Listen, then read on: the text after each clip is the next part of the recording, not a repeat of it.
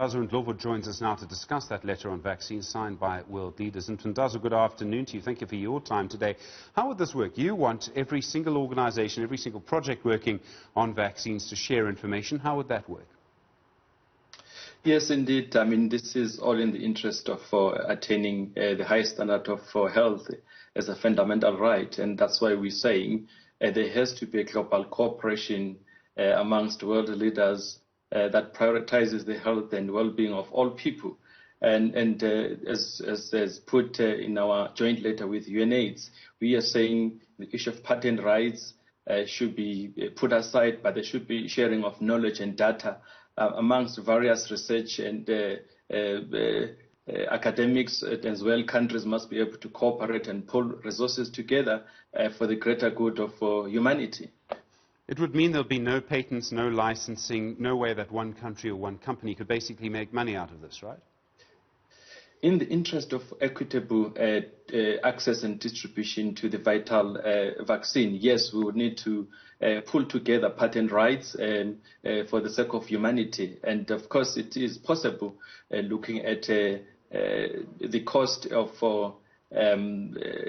producing the vaccine, but also looking at how much the pharmaceutical companies made last year. It's over 89 billion, and it is estimated that to roll out and develop a vaccine that could reach out to over 3.5 billion people, we just need slightly above 25 billion, and that's within reach. Is possible. It just needs a cooperation and political will, and that's what we're calling for as the Ministers of Health converge next week.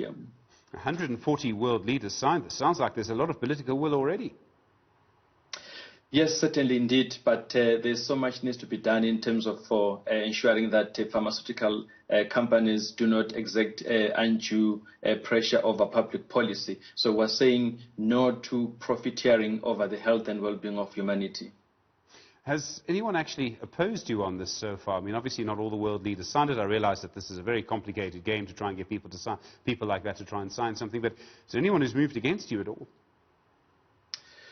Not officially, but intelligence gathered points to the reality that USA is one of the countries that may be opposed to that particular view. Europe, the entirety of European Union, the entirety of African Union, as seen in the signatories that we have mobilized, seem to be with us. It's only a few isolated profit-oriented countries and pharmaceutical companies that may make an attempt to disrupt that progress.